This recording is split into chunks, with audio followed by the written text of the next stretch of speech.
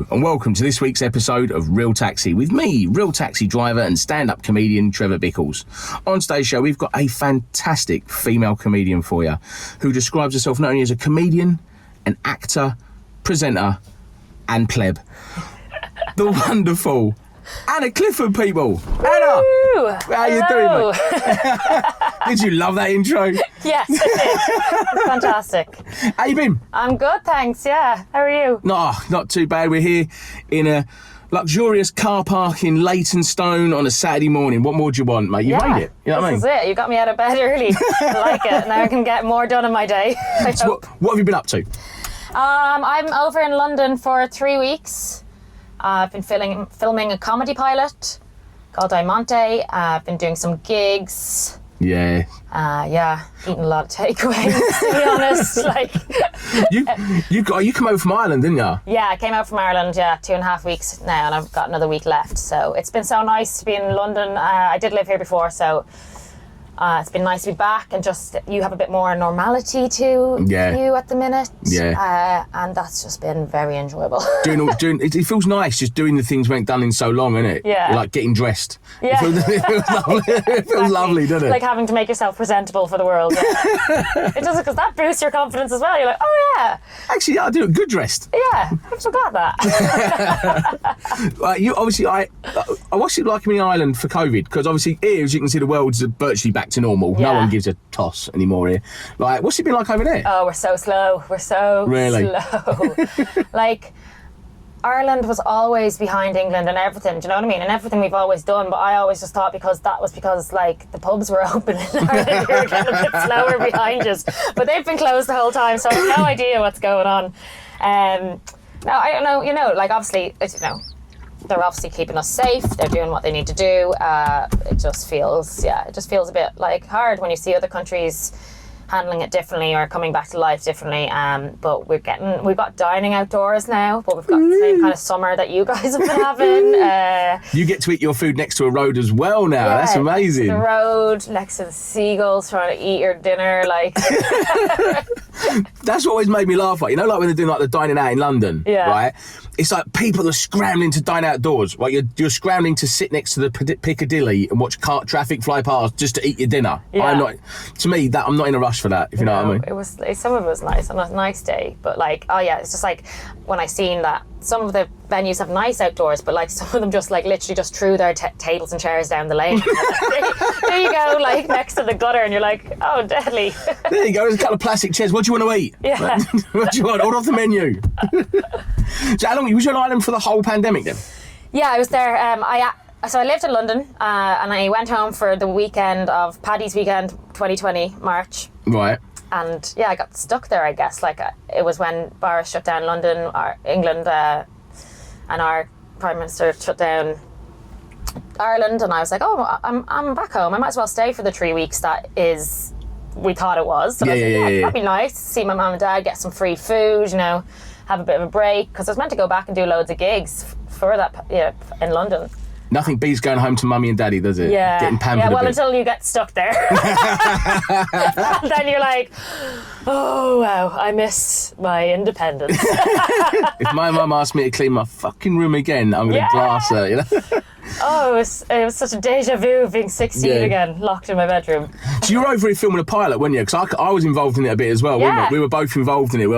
It's a great pilot. It's coming out soon from a friend of ours called Ashley Gorman. You will absolutely... Was it called again Diamante, wasn't it? Do you say Diamante? I say Diamante. Diamante. I don't know. I don't know never either. Heard someone pronounce it, so it's like a bit like when I heard quinoa for the first time. I thought it was quinoa. Do you know, seriously, right? This is not a blag, right? Yeah. I thought it was quinoa. Yeah, I did, because my wife, like, she's from like a bit of a middle class sort of person from and she's like, what's quinoa? I'm like, this isn't a blag, I swear to you, right? Yeah. I'm like that. She goes, it's quinoa. I mean, it's pronounced quinoa. It's quinoa. That happened to me as well, because I was reading it on the internet when it became a thing, and I was like, I just kept going, oh, quinoa, I must try that. And then I was with someone and they went, oh, you had a quinoa salad, and I was like, quinoa, what's that? Quinoa. Is that quinoa stuff? No, I done exactly the same. As you, right? But obviously you're over here filming a pilot, right? What role did you play in this pilot? I was playing an Irish escort, so Not much acting involved.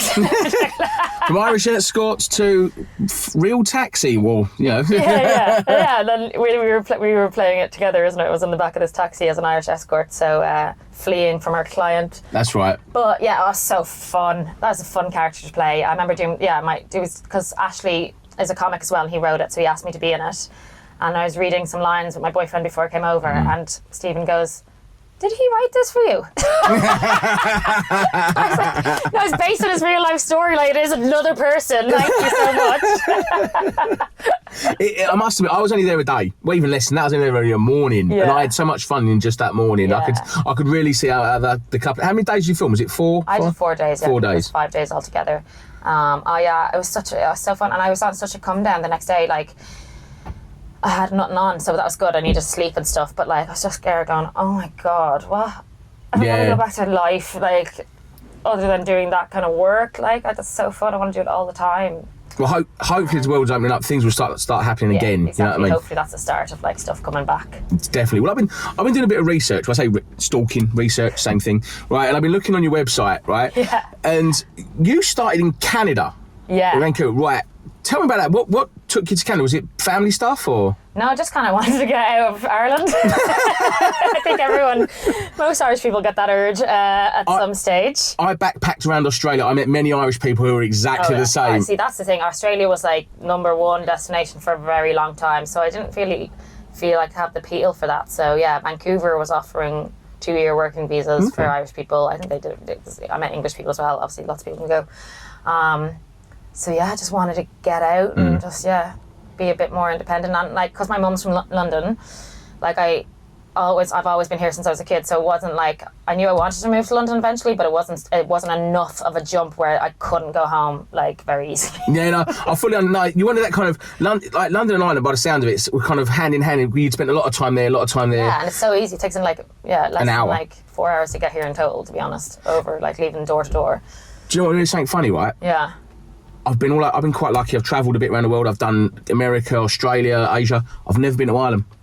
Yeah, no. I've never been to Ireland. So many people in London, they're like, "I've never been." I was like, "God, yeah." Like, we've got loads. Everyone in Ireland has probably been to London because it's like a city. But like, I guess when people are like, "Where will we go?" They're like, "Yeah, not fucking rainy Ireland. Let's go somewhere more exotic."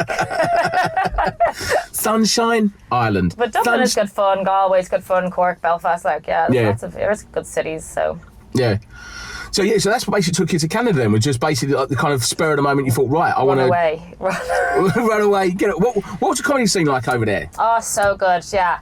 So that's where I started doing comedy, and I probably would never have started in Dublin, to be honest, because it's just like that fear of like, any Irish people just being like, "Who do you think you are?" Like all my mates being like, "You're not funny. Get back in your box." Like I would just been too scared to try it there. So Canada was amazing. I have this Irish accent that they love. Yeah. Like when I was flying back to Dublin, I was fucking shitting myself because I was thinking, if I want to pursue comedy, am I actually funny, or is it just the accent? Like, and everyone in Ireland has the same accent as me now, and but it was such a great place to start, and there's such a nice little small comedy scene, and got to know people really quickly, and kind of get asked to do more gigs and kind of that way. Yeah.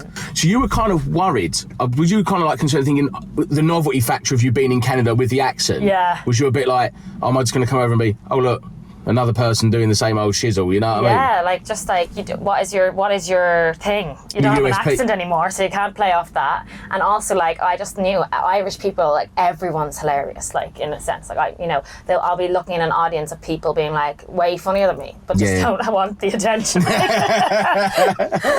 So I was like, I was so nervous. It took me about 2 months. I went and watched loads of gigs to kind of, hop up. And then, like, honestly, Dublin, Galway, those cities, some of my favourite places to gig. Really? Yeah, just so fun, warm, everyone's up for it. Well, it's funny you mentioned Galway, because didn't you present Laughter in the Air? Is that right? Yes. That was in Galway, was it? Air Square in Galway, so that was the pun on that. So I did that for the Vodafone Comedy Carnival in 2019, so they put it on RTE, which is our radio television airing back home. It was I think it was an hour show, and they showed lots of the acts that are on, and I presented it with Carl Spain, so that was so fun. That looked awesome. I looked it up on YouTube. Yeah. That looked the nuts. Yeah. Is it like good? Is it like Ireland's equivalent of Edinburgh? Would you consider it that? Or is it more of a kind of, like Udderbelly? Yeah, it's probably like, an Udderbelly weekend. So it's over a weekend kind of thing. Right. It's probably more curated than Edinburgh, I guess, which is just free for all, isn't it? It's like it takes over the whole city, but yeah. Yeah. You're now festival. So you've done that. That looks brilliant. Was you just done it as a one-off though, didn't you? You didn't only present the 2000. Oh yeah, because it's been 2019. Then it was like aired. It was aired in January 2020, and then the world shut down, didn't it? Yeah, I forgot about that. Big thing happened, Trev. You forgot about it, mate. It's called the pandemic, you dickhead. Well, that's the thing. And I was like, oh my god, like because stuff was happening, and you're like, this is gonna be a great year.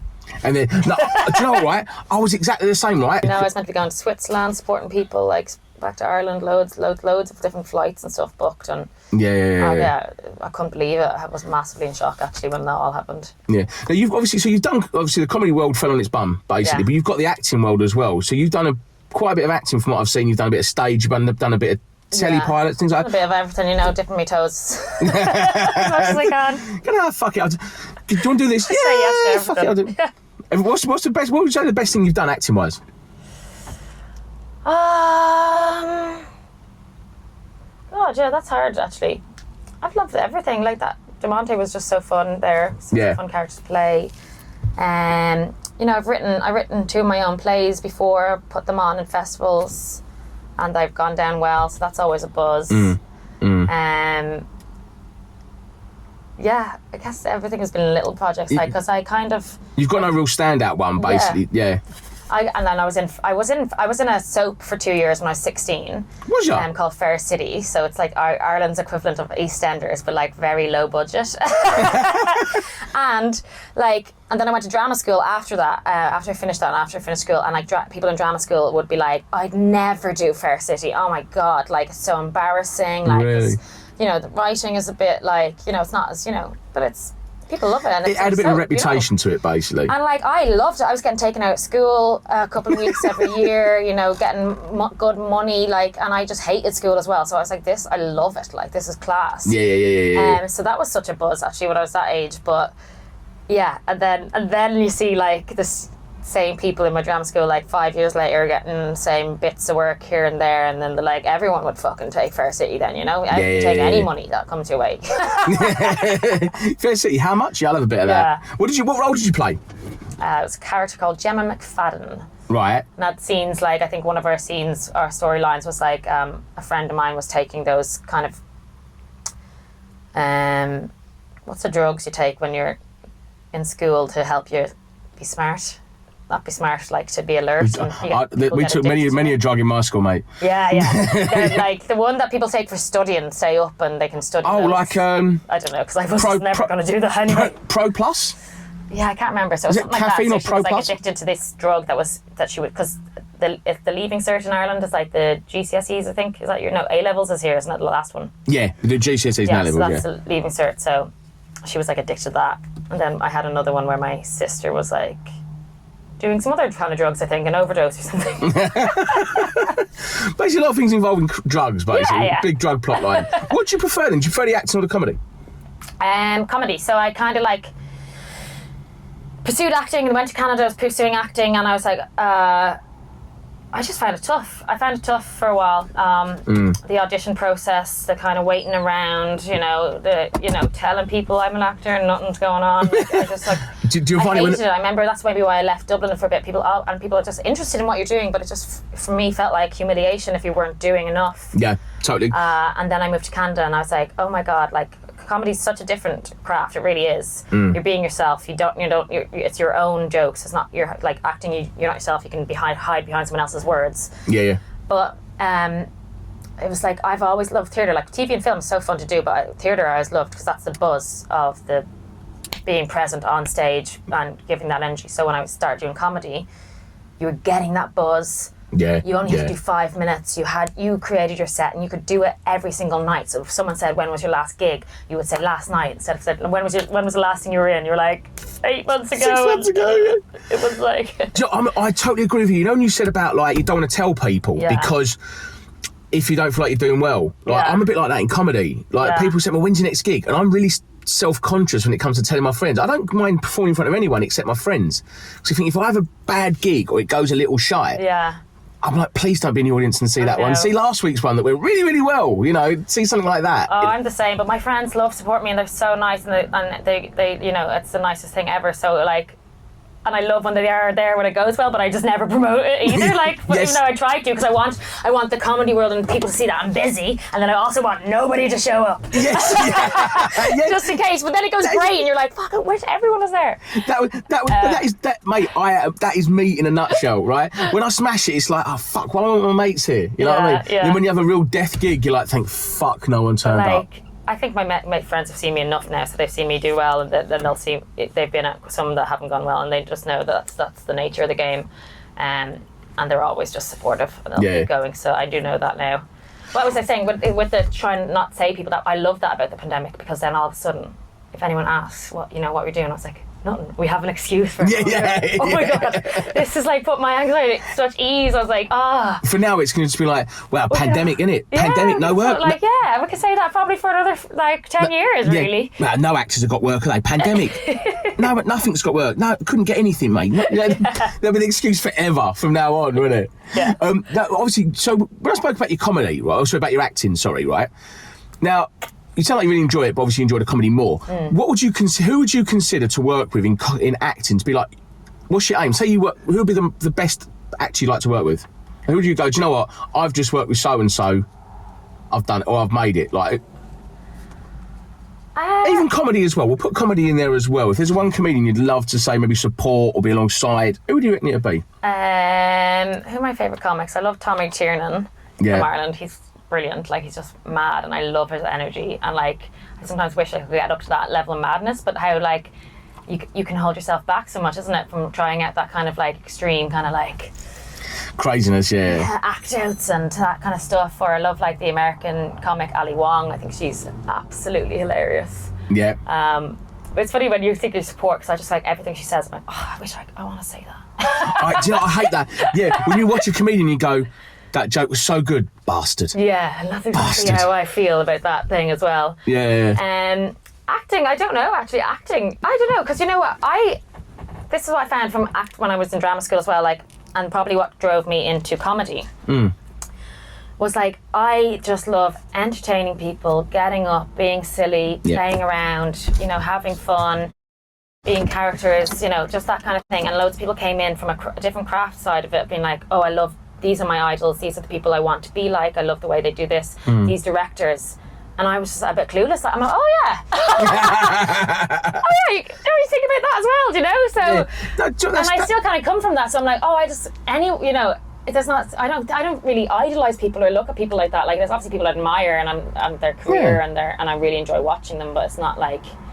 No, do you know what? That's nice, right? It is nice because you meet a lot of comedians and actors who have that kind of one person they look up to, like an inspiration and things like that. The fact that you've just gone into it and gone, do you know what? Look, I just love getting up on stage and I love the buzz, I love making people laugh. I don't care who I'm with. Yeah. I just love it. Yeah. You know what I mean? That shows a lot about, it shows, it's nice. You know what I mean? It's nice because it shows like a sort of natural, you just want to be funny. You just want to enjoy yourself. Have fun with people and entertain them, hopefully. As well as getting my own ego fix. Yeah, of course. And if they laugh, it's brilliant. If they don't, they're pricks. Yeah. You know what I mean? Yeah. It's the audience's fault. Yeah.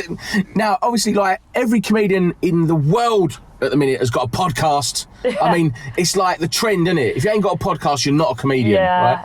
You got anything in the pipeline? Anything coming up?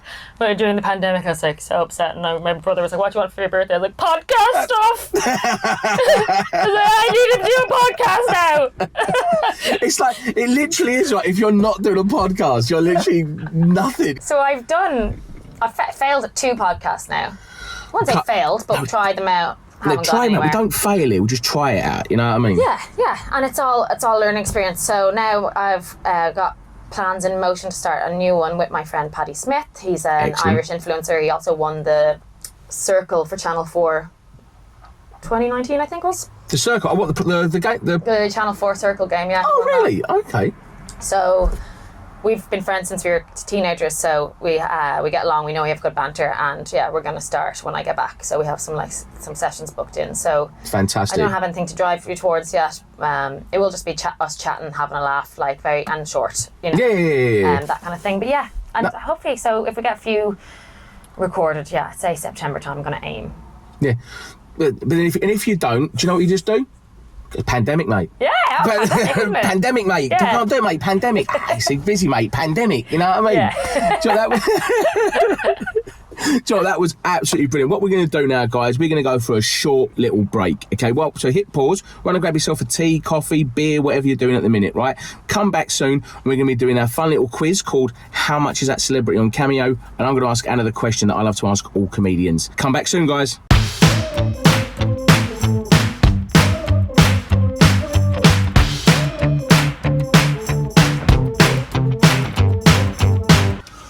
Welcome back. How was that first part, Anna? Did you enjoy that? Yeah, I really enjoyed that. She loved it. Fantastic. Now, this is the part of the show, the fun part of the show, I call it, called How Much Is That Celebrity on Cameo?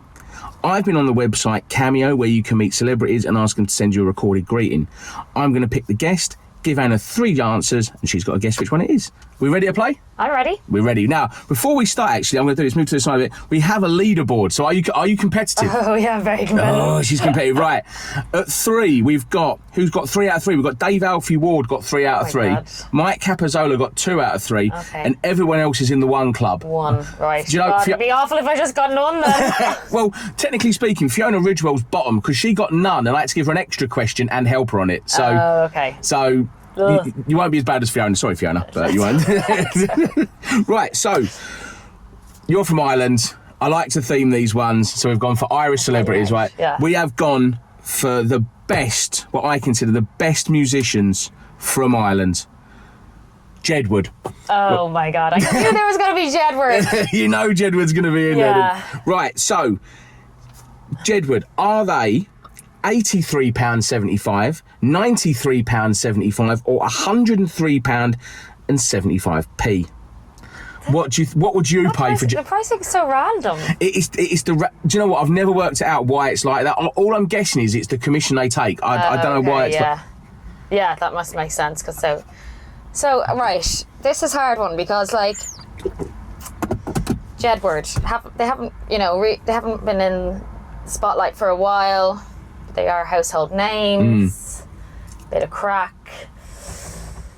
How much would people be willing to spend? Yeah, 20 quid, £5. Yeah.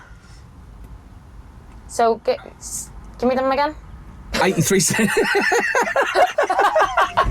The big build up there to fuck all. Right, 83.75, 93.75, or £103.75. I'm gonna go 93. I'm gonna go middle of the road because I think they would still ask for a good bit. Okay, Anna said £93.75. The answer is £93.75. 1 in 1. Oh, beating Fiona. We're 1 in 1, people. Okay. Thank you, Fiona. She's great. It's a bit of a musical theme today. We've gone for Ronan Keating. Oh, wow. Got Ronan, Nice. right? Yeah. Is Ronan £375, £475, or £575? Ronan Keating. I think he's probably the most. I think £575. You've gone for 575. Yeah, because I think he respects himself. Right? Which is code for overprices. Right. The answer is Ronan Keating, £375. I thought he just would be a bit more of a Right. I'm going to give the option for the next one. Damn it! So basically, you got I've already lost now. You got 1 out of 2. You can still finish. You can still get in a second. You can get 2 out of 3. Yeah. Right. So it's not over yet. Right. So I always give the third one the option. Right. We're going to go musician or we're going to go comedian. Let's do a comedian. I wonder what comedians in Ireland are on Cameo. Right. We have Andrew Maxwell. Oh, nice. Love Andrew Maxwell. Andrew Maxwell on Cameo. Right. He's hilarious. Is Andrew Maxwell £21.25p, £31.25p, 25p, and £41.25p? So hard. I don't like this game. I want to win. Okay. Right, I'm gonna go for. I'd hope again that he'd be the higher price point, £41, and what is it? £41.25p. 25p. The answer is £41.25p. She's got second. She got second. Anna's gone second. on Ireland. We've got someone on the 2. We've got Ireland at 2. I'm glad that's, Irish people making money out there with their greetings. If you had chose musician, you would have had Keith Duffy. Oh, Keith Duffy. For the crack, right? For the crack. Sorry, I've met him a couple of times. I've got to say, Keith Duffy, right? 75, 175, or 275. This is just for fun. 175. It's actually 75 quid. Oh, nice, yeah. He's bargain. Cheap as chips. You forget, because yeah, I guess it would be all the people my age now because we were such Boyzone fans back in the day, but then everyone else kind of forgets about them. But they still do bits, appearances and stuff. Yeah. But anyway, well, that was brilliant. We've now got someone at number 2 on the leaderboard, which is fantastic, and we're going to move straight on to the final question. The question that I love to ask all stand-up comedians. Tell us about your craziest or worst gig experience. Anna. Which one do you want to hear? Because I don't know if I have a super crazy, but I've also talked a lot about my worst gig before. And I feel like if people keep watching me just talk about it, they're like, she's supposed to be shy. Even though it's the same gig. It's the same gig. It was awful. But the craziest gig I ever did, I think I was trying to think of this because I was like, I've been up in Edinburgh loads. I know that I've been at gigs where people got naked and stuff. There's just mad gigs up there anyway, but I can't really remember because I probably was drinking. It's pretty smashed.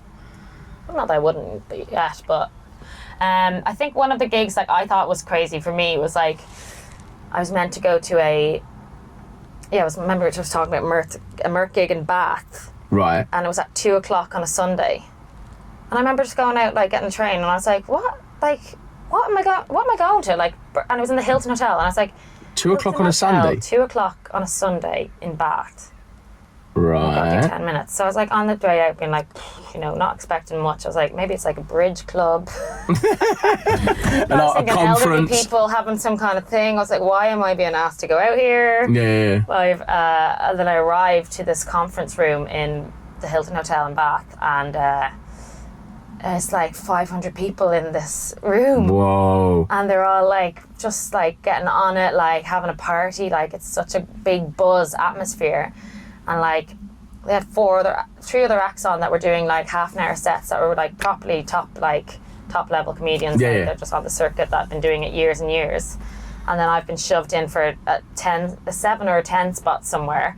And I was like, oh God, that just threw me so much.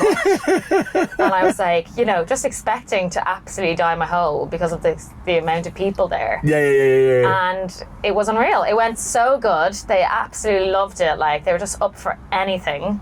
And then afterwards, they're getting us drinks and just having such a laugh. What was the event? Was it a special event or something? Yeah, it was they do it every year. They have some kind of members club party. These people started off as someone's birthday and it turned into something bigger where it's just an annual event that they hold down in Bath for a little festival kind of thing, I guess. Yeah. But yeah, I just didn't know what was in store. And then after they were saying, you should stay over, you should come to our party. We're having another party tonight where we all wear pajamas and you should stay over. And I was because that sounds really convenient. Yeah, no one told me to bring my pajamas. So hold on. It's gone from a gig to a pajama party. This ain't what I've signed up for, you know what I mean? What the fuck is this? Yeah. Jeff, what are you doing? Yeah, no, but it was so fun. So I just can remember that because I was it's that expectation, isn't it? Well, you think, oh God, this isn't going to go well because maybe it was because it was closer to when I was starting to gig in London. So it was 500 people? Well, I'm so used to talking to 5 people. Where actually, the bigger gigs kind of sometimes do go well because there's more people who are going to laugh with you, That's exactly... Out of, the ratio of, if 500 people, if 100 laugh, that's good. Yeah. You know what I mean? You think, wow, that sounds it's brilliant. enough, Yeah. Rather than if you do a gig to 5 people and everyone's just looking at you going, Yeah, huh? That was lovely. Joanna, that was absolutely brilliant. Thank you ever so much for telling us that story. I feel it was crazy for me, but I'm Now I'm like, I want to have a crazier story. There has to be something more. Think of something batshit crazy. Yeah. You know what I mean? Like, the thing is, the next time you're going to get a batshit crazy story, you'll think of this, wouldn't you? Yeah. You think, fuck, why would I on this now? Yeah, I'll do it again. Anna, I really enjoyed that. I've really, really enjoyed that. Have you enjoyed yourself? Yeah, I've really enjoyed myself. Thanks for coming along. I really, really appreciate it. Right, so guys, that's it. That's the end of the show. Thanks ever so much for watching. At the end of the show, all of Anna's socials will be on there, so jump on them. When's your next gig? When's your next gig? I'm back in Ireland. If any Irish people are watching, I'm at Wild Roots Festival over the weekend of 14th of August. And then, because stuff really hasn't come back in Ireland, but that's an outdoor festival. And then I'm back in London in September. I'm going to be doing a work in progress at the Museum of Comedy on September 23rd. So, but yeah, follow me on Anna Cliff Comedy on Instagram, because I'm going to try and book in more gigs and just work in progresses for September when I'm back in London. So fantastic. You heard it here first, guys. So get yourself on Anna's Instagram, follow that page, and follow all their socials as well. Once again, guys, thanks ever so much for watching, and I'm going to leave it how I finish every episode. Stay safe and be lucky.